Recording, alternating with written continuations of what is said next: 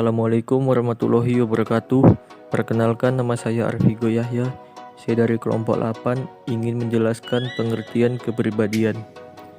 Menurut para ahli, yang pertama, Yinger, kepribadian adalah keseluruhan perilaku dari seorang individu dengan sistem kecenderungan tertentu yang berinteraksi dengan serangkaian instruksi. Yang kedua, M.A.W. Bower, kepribadian adalah corak tingkah laku sosial yang meliputi corak kekuatan, dorongan, keinginan, opini, dan sikap-sikap seseorang. Yang ketiga, Kuber, kepribadian adalah gabungan keseluruhan dari sifat-sifat yang tampak dan dapat dilihat oleh seseorang. Yang keempat, Theodore R. Newcombe, kepribadian adalah organisasi sikap-sikap yang dimiliki seseorang sebagai latar belakang terhadap perilaku. Ciri-ciri kepribadian umum. Yang pertama, resistensi. Yang kedua, ambisi. Yang ketiga, gangguan seksual. Yang keempat, pengembangan tren yang diwariskan. Ciri-ciri kepribadian sehat. Yang pertama, mampu mengevaluasi secara realistis.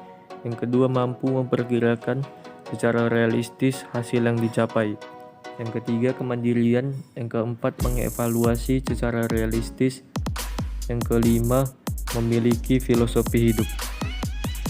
Yang keenam, orientasi ekstrovert atau keluar. Yang ketujuh, berbahagia. Yang kedelapan, penerimaan sosial. Yang kesembilan, memiliki tujuan. Yang kesepuluh, dapat mengendalikan emosi. Yang kesebelas, dapat mengambil tanggung jawab. Ciri-ciri kepribadian yang tidak sehat. Yang pertama, sedikit marah. Yang kedua, hiperaktif. Yang ketiga, insomnia. Yang keempat, bersikap bermusuhan dengan semua otoritas. Yang kelima, pesimistis dalam berurusan dengan kehidupan. Yang keenam, sering stres atau depresi. Yang ketujuh, menunjukkan kecemasan dan kekhawatiran. Yang kedelapan, dia suka melecehkan orang lain yang jauh lebih muda atau dengan hewan peliharaan. Yang ke-9, tidak bisa menahan diri dari perilaku menyimpang meskipun peringatan atau hukuman.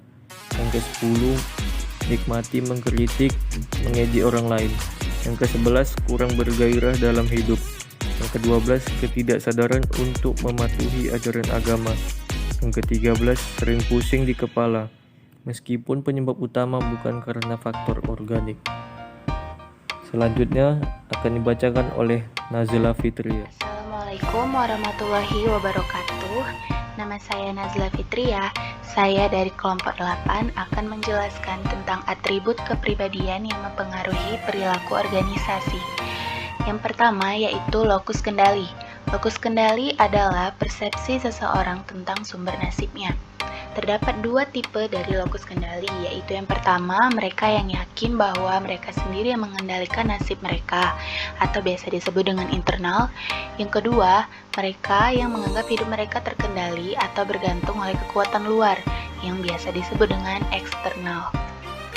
Dampak dari lokus kendali ini untuk kemangkiran atau absensi dari pekerjaan bagi orang internal, yaitu mereka yakin bahwa kesehatan di dalam diri mereka itu tergantung pada diri mereka sendiri, yaitu yang berasal dari perilaku yang tepat dan tanggung jawab mereka menjalankan hidup mereka, yang dimana mereka menjadi jarang sakit dan jarang mangkir dari pekerjaan mereka.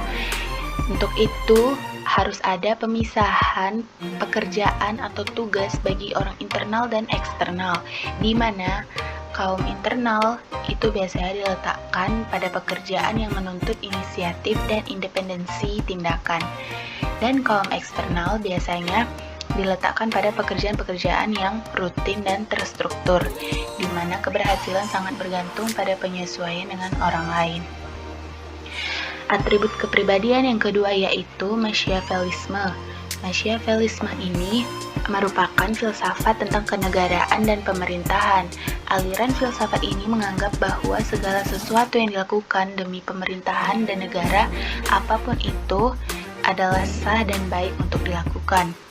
Sehingga seorang individu yang memiliki Machiavellisme yang tinggi adalah pragmatis, yang biasanya memiliki ciri menjaga jarak emosional, yakin tujuan dapat menghalalkan segala cara, melakukan manipulasi, lebih banyak menang, kurang bisa dibujuk, membujuk lebih banyak orang lain dibandingkan dengan orang-orang yang Machiavellisme-nya rendah.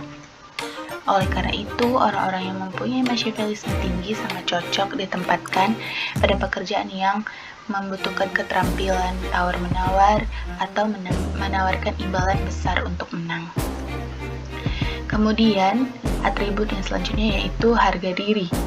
Harga diri yaitu di mana sejauh mana orang suka terhadap dirinya.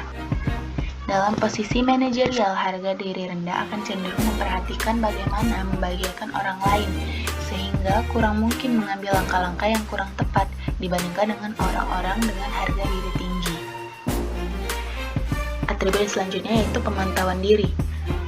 Pemantauan diri ini merupakan kemampuan individu untuk menyesuaikan perilakunya dengan faktor-faktor situasional eksternal, di mana pemantauan diri ini terbagi dua, yaitu pemantauan diri tinggi, di mana orang-orang yang biasanya memiliki pemantauan diri tinggi sangat peka terhadap isyarat-isyarat eksternal dan dapat berperilaku berbeda dalam situasi berbeda, dimanapun mereka mampu menunjukkan kontradiksi mencolok antara personal publik mereka dan diri pribadi mereka.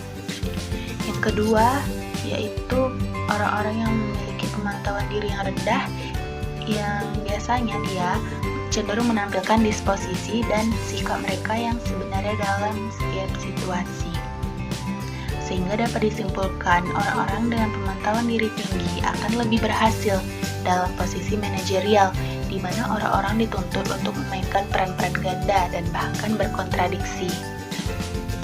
Atribut yang selanjutnya yaitu mengambil resiko. Kecenderungan pengambilan resiko yang tinggi bisa menyebabkan kinerja yang lebih efektif bagi seorang pedagang saham, karena jenis pekerjaan itu menuntut pengambilan keputusan yang cepat.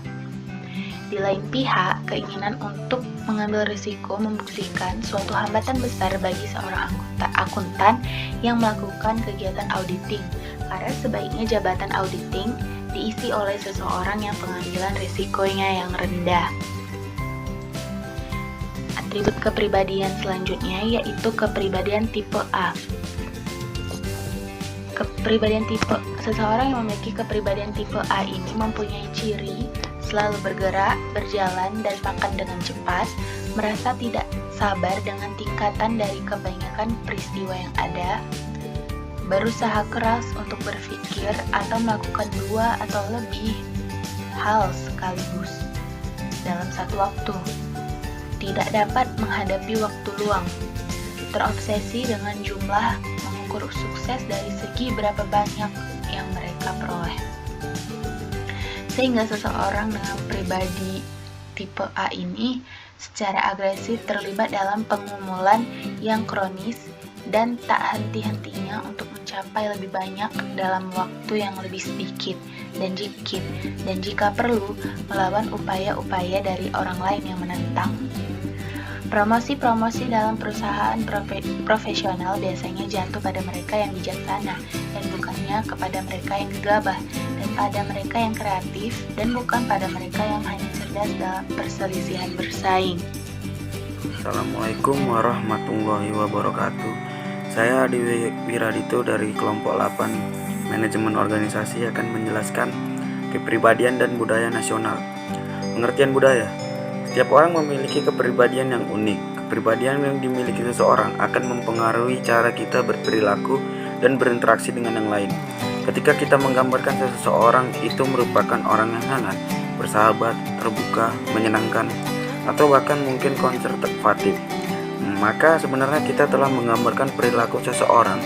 Organisasi juga, maka kita sebenarnya menggambarkan perilaku seseorang. Organisasi juga memiliki kepribadian yang selanjutnya akan kita sebut sebagai budaya. Kepribadian dan budaya nasional. Graves tahun 1986 mengadopsi 3 sudut pandang berkaitan dengan budaya sebagai berikut. Yang pertama, Budaya merupakan produk konteks pasar di tempat organisasi beroperasi, peraturan yang menekan, dan sebagainya. Yang kedua, budaya merupakan produk struktur dan fungsi yang ada dalam organisasi.